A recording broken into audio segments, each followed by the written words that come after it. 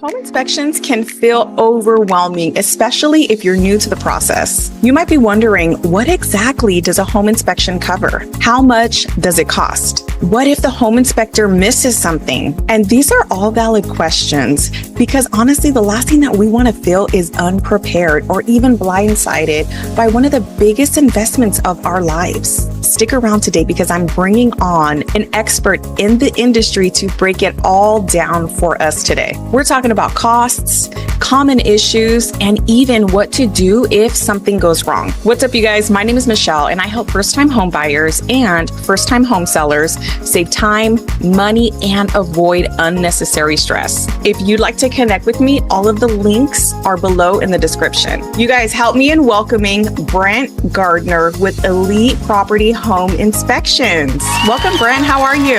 I'm great. Thank you so much for having me today. You're welcome. Thank you for being here. Brent has built a successful career across multiple industries, earning a reputation for his expertise and professionalism. With an extensive background in the insurance industry, Brent served as a trusted consultant, providing invaluable guidance to his clients and building lifelong relationships. For the past 4 years, Brent has been a key member of the Elite Group, leveraging his consulting skills to assist realtors in navigating home inspections with professionalism and precision. His dedication to exceptional service has made him a valuable resource in the industry. Brent, welcome. Thank you so much. You know what? Let's dive into it because there's a lot to cover. We have a lot of good content that a lot of people are really going to enjoy and find very valuable and very helpful. What is a home inspection and what does it cover? So let's talk about what the home inspection is first. It's an examination of the structure and the inherent systems of that structure. And what an inherent system is your plumbing, your electrical, the roof, and the HVAC systems. Things like solar panels and pools are ancillary, so they're not actually part inherently of the structure. You can have those things inspected, but they are a separate service, a little extra. But the core home inspection, the basic idea is to examine the structure and the systems inherent to the structure as I listed. And as far as the cost, you can expect to pay, it depends on the property type. So condominium, single family home, duplex, etc. Right. But you can expect to pay anywhere from $400 to $600 normally for a property inspection. Exactly. And that's just like you said, kind of like the base. Right. And if there's going to be add-ons, like, for example, sewer line inspections. Yes. You know, pools and do you guys do ADUs as well? Yes, we do. Yeah, I know. So many. Yeah. If you can also briefly share, how long does an inspection take? A good rule of thumb is roughly an hour every 1,000 square feet. That's the short version. There's exceptions, obviously, but roughly an hour every 1,000 square feet. What are some items that are called out that are not mentioned in the summary of the inspection reports? We get asked all the time, hey, we were at the inspection, we saw you do it, you talked to us about it, and you mentioned X, Y, and Z, and they're not in the summary, which is usually the beginning of the report. It's the items written in red at the top. Those are the most major or significant or health and safety call-outs. Those are the things we're obligated to put in red. Mm-hmm. There may be all manner of things, usually minor and often cosmetic, and that's the key word right there. They're not going to destroy the value of the home. They're not going to be mechanical issues within the home, things like that. They will be in the body of the report. And an average report is about 40 to 70 pages. That's pretty normal. And it's a lot to read through. But if you don't see something that you noticed or recalled being mentioned in the inspection at the inspection site, if it's not in the summary, chances are very good it's in the body somewhere, and it is broken down by section of the home. So there's an electrical section, there's a interior section, exterior section, plumbing, roofing, things like that. So you can use the index to kind of jump to that section of the report digitally, of course. Yes. Very, very simply and quickly. Yeah, it's hyperlinked, right? So you can exactly. Just click that section, boom, you're on that page, and you'll find what you're looking for. And those items are written, obviously, not in red, it's black ink. So they're not major fines and they're not safety and health issues. Those are the only things that you'll really find in red. Yeah. And that's really helpful, from my side of the fence as a realtor and for the buyers to have that first summary page. Because like you said, it's going to be calling out the health and safety issues, the major issues that we need to pay special attention to. Exactly. So, Brent, how would one find a good home inspector? Okay, it's a little bit subjective, but here's what I would do. You want to call their company. You want to make sure that they are certified and that they are insured and that they've obviously been in business a little while, 3 to 5 years at least, with some experience. They've got some inspections behind them. And really the key things are certification and insurance. And the reason I say that is they're not required or governed by a licensing board, much like other entity or other industries are. Yeah. And so that can be an issue. You want somebody who's bothered to take the training, take the classes, get the certification, pass the test, at least that element. And that's important. And just as important to everyone involved is the insurance side. Insurance is expensive. You want to make sure that they've taken that step and have invested in their own reliability and their own, competency, so that if, God forbid, something were to happen, there's recourse against a coverage that we have in place. If there's nothing, then it's kind of a free-for-all if there's a lawsuit.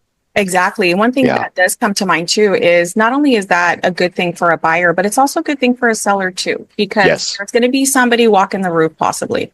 Right. And what if somebody falls? What if the inspector falls? And the insurance covers that? Their insurance would cover that? How does that work? Well, speaking from my past experience as an insurance broker, here's what would happen. So if one of our employees were to walk on your roof and slip and fall, that's actually a workers' comp issue. If there were any sort of negligence present or possible where something caused them to slip and fall, that might be on the property owner. It would depend on the situation, depend on the type of loss and how it occurred. Got it. What we find most, though, is for folks who don't know who are watching this, there's an element of insurance called professional liability. It comes by different names. Doctors have malpractice. Realtors and inspectors have errors and omissions insurance. That means if we miss something or we make a mistake or forget to call something out on the inspection side and we don't disclose it and there is a loss pursuant to that element that we did not call out, that's going to trigger our professional liability, the errors and omissions. And you want to make sure that that's in place. Can I do a little quick horror story? Oh, absolutely. Okay. Yes, okay. please. So we can look at, and I say we as an industry, this didn't actually happen to us, but we can look at, let's say, an electrical panel, and maybe we don't notice that it's running hotter than it should, or we forget to put it in the report, or for whatever reason, it doesn't make it into the report. Several months later, the buyer has purchased the property, they've moved in, they're settling in, everything's going great, and there is a fire. Okay, that I'm making an extreme example here, but this will give you the template to work with. Yeah. So there's a covered loss. So there's a fire. The homeowner's insurance will cover it, but that homeowner's insurance is going to come after somebody to recoup their losses. So that's how it would happen. The homeowner's insurance would cover it first to get it done quickly. God forbid it's hopefully not a big fire, but whatever. The next step will happen is they will come after us. It's called subrogation. They'll give you the money, then they'll come after us to get their money back. That process is called subrogation. Okay. It's like if your car insurance were to pay your loss first and then go after the guilty party later. Right. That way you're taken care of first, fast, foremost, and then they move on to get their money back. Step one, step two. And if there is no errors and omissions, they're going to go wherever they can find pockets deep enough to dig. Sometimes that will involve the realtor.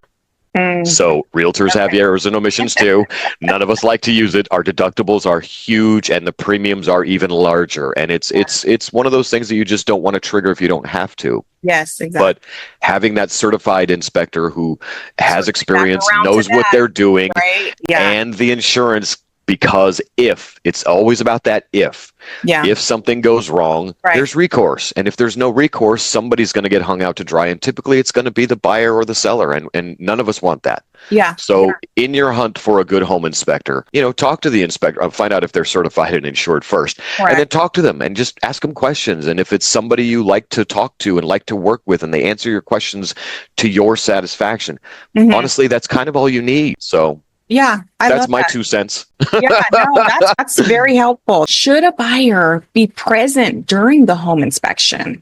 Oh, let's say, great question. Yeah, because most people have 9 to 5s and home inspections are done in between those hours. Yeah. So sometimes people do have to take the day off or maybe work half day or whatnot. Is that worth it? Is it worth it to take the day off or to do, work half a day to be present at the home inspection? The simple answer is we as home inspectors prefer you be at the inspection. And I'll back that up just a little bit. Okay. It's ideal if you arrive near the end of the inspection. So if it's roughly going to be a couple of hours, show up the last half hour or so, because the inspector needs to do their job uninterrupted, undistracted. Let them examine the property, find all their findings, and then they will come locate you on the property and go over the findings with you, answer all the questions you have, whether it's the realtor or the client, doesn't matter which. Yeah.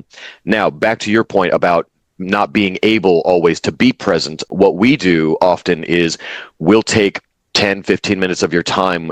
The realtor, if they're there, will call the client on a FaceTime call.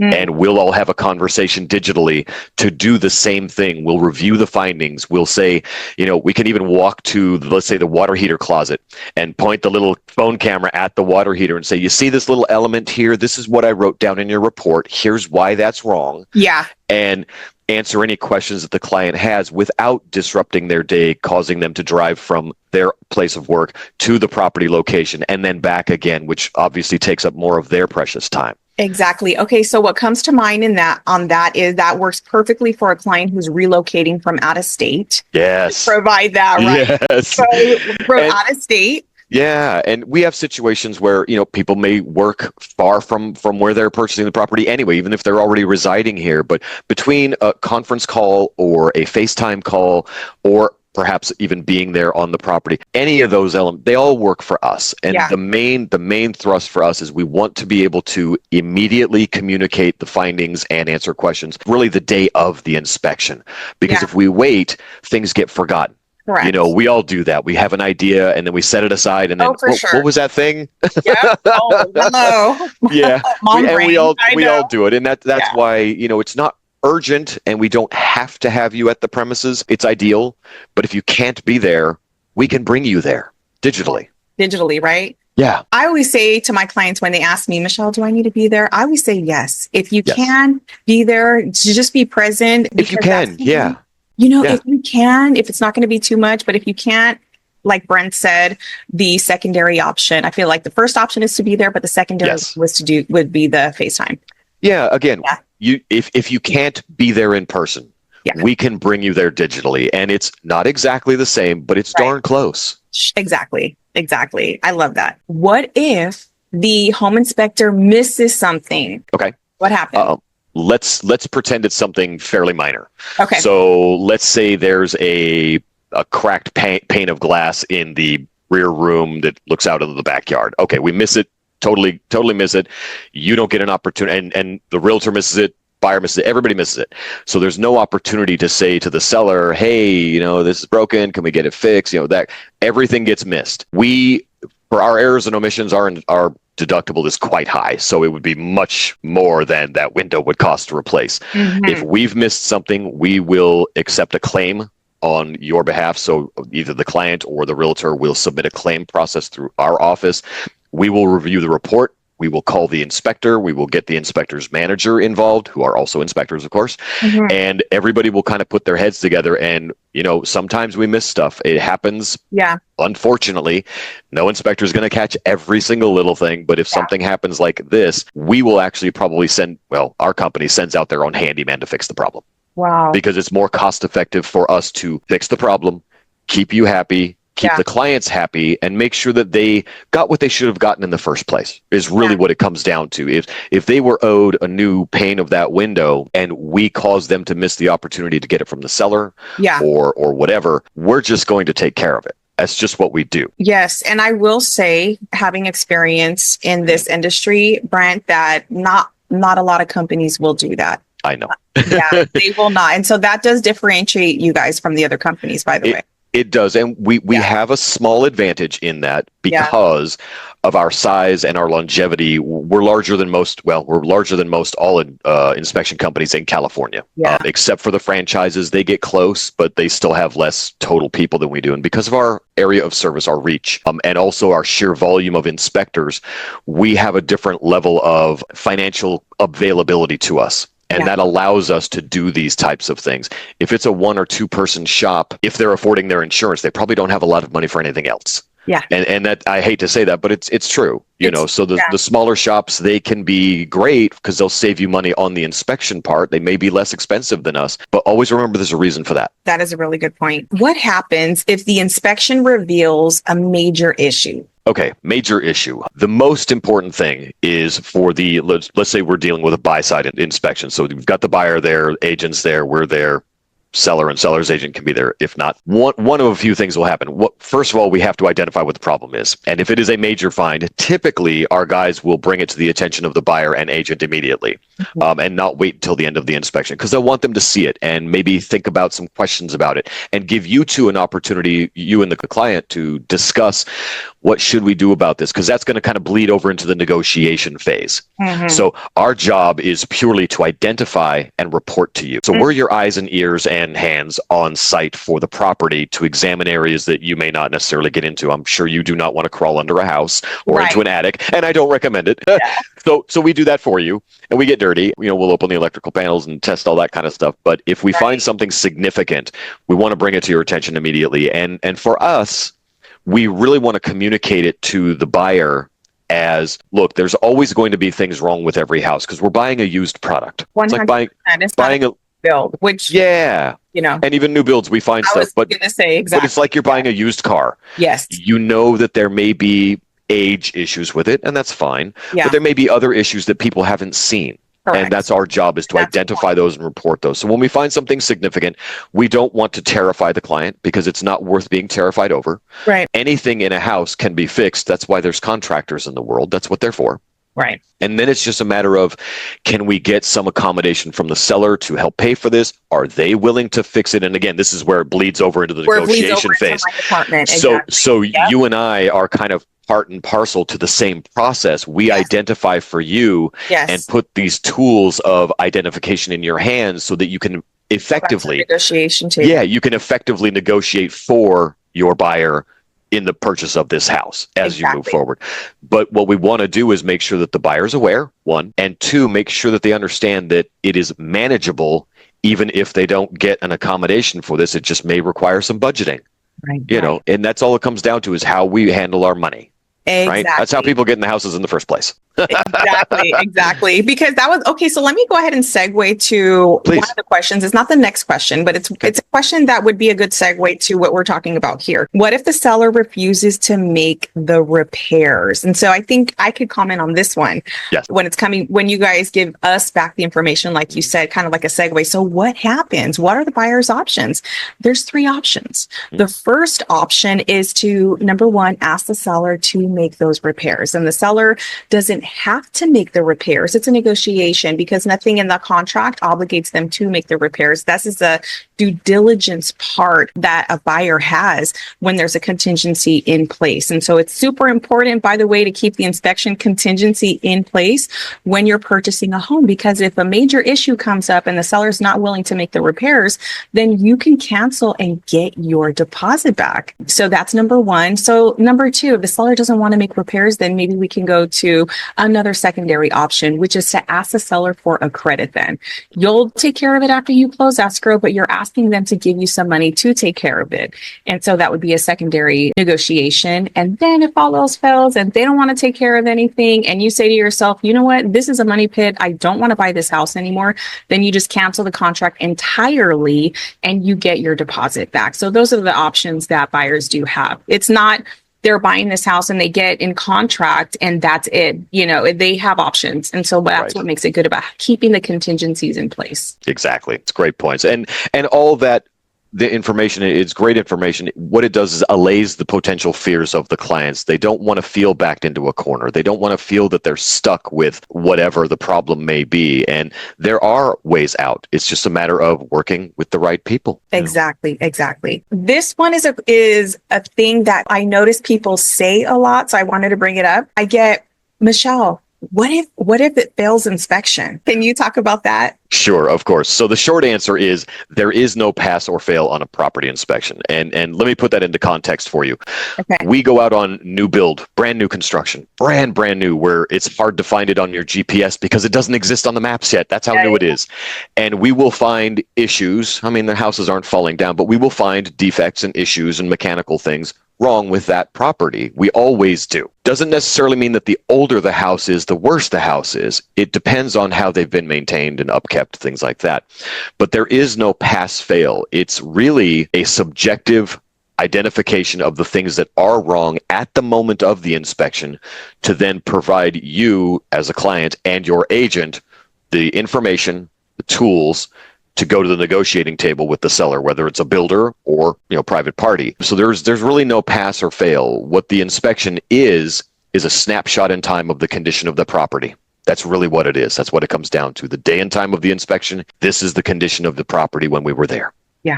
Yeah, exactly. And I like that you brought up the newly built homes, because that is the next question that I have is, should a home buyer get an inspection on a newly built home? Because I know those also do come with amazing warranties as well. And so you answered that question. It's absolutely because, you just never know. In fairness, I'm biased because we do inspections, but whether you're a seller who's ready to or getting ready to go to market and you want to do a pre-listing inspection and have your home inspected prior to some buyer out there doing their own inspection, there will be fewer surprises for you. There will be a great opportunity for your agent, your listing agent, to prepare for the potential negotiations that they can then expect. Yeah. And those kinds of things fall in line. Buy side, obviously, you're going to have an inspection. And then with new builds, if there is something wrong with the property, it gives you an opportunity to work with the builder to rectify those situations prior to your move in. And all of those are very important. What is the best way to prioritize repairs after the home inspection? Oh, it's a great question. Okay, so let's just operate under the assumption that the buyer is going to do the repairs, just for simplicity. Okay. So one of the major things this is why we ask that the buyer be there or can be there with FaceTime or a three-way call, whichever the case may be. Okay. We want to be able to point out, there's 25 things written in red on this report in the summary at the very top.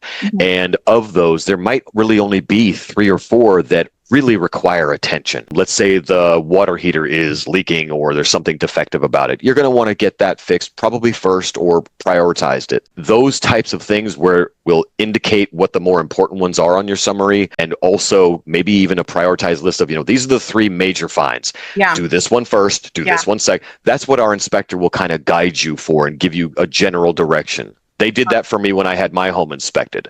They said there's a piece of piping out on the back side of the house that needs to be done.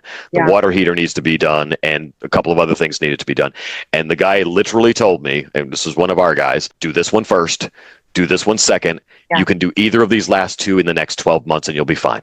And that was gold to me because it allowed me to budget for those repairs. And I was already the owner of the home, so it's a little bit different circumstance, but that gave me so much comfort because it eliminated the pressure that I felt for how am I going to afford this all at the same time? And that by itself would have been terrifying. And had someone not explained any of that to me and just handed me a report, I would have panicked and probably I would have been like a deer in the headlights and never repaired anything. Yeah. No, I know. That is very, very helpful. For sure.